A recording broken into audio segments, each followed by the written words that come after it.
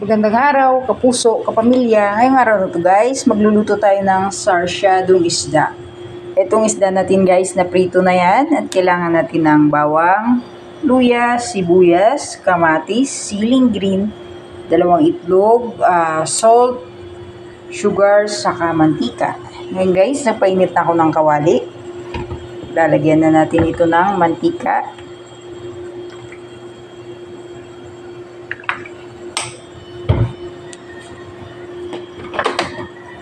Una natin ilagay guys itong luya.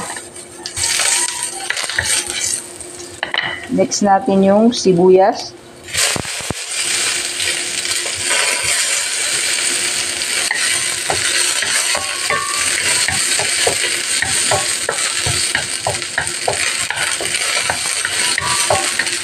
Tapos itong bawang.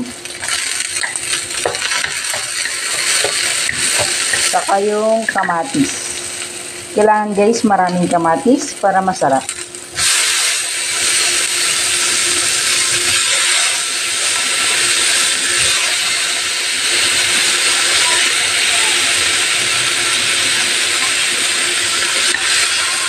Gisa-gisa muna natin hanggang sa lumabas yung katas ng kamatis. Yan, pag naganyan na yung kamatis ni guys, ilalagyan nyo na ng tubig. Ayan. Tansyahin nyo lang yung tubig guys kung gaano kadami. Ayan, sa akin ganyan lang. Tapos guys, ilagyan na natin ng pampalasa. Lagyan natin ng asin. Saka konting sugar. Ayan, tapos antayin natin kumulo. Ayan guys, kumukulo na itong ating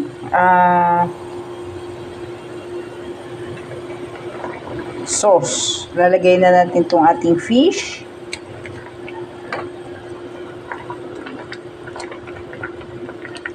Yan, tapos itong ating sili.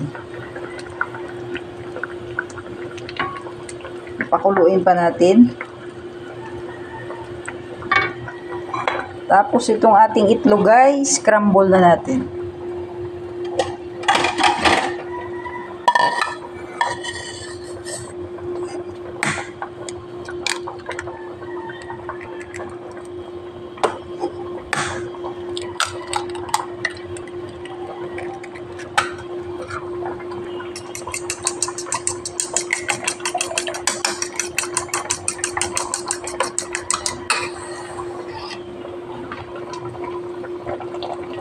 Tapos, titikman na natin itong ating sabaw.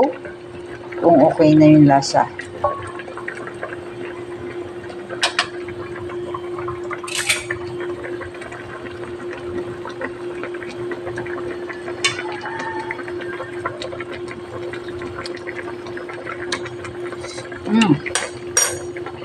Para matabang pa konti guys, sagyan natin ulit ng asin. Saka konting sugar. Suka lang pala guys yung pampalasa guys. Saka asin, pwede na yan.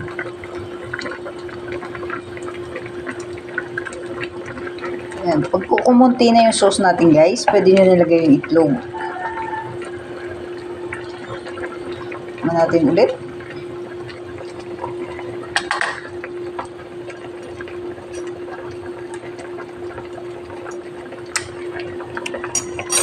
Masarap na guys. Yun guys, ilalagay natin itong ating itlog. Ayan, kakalat mo lang dyan.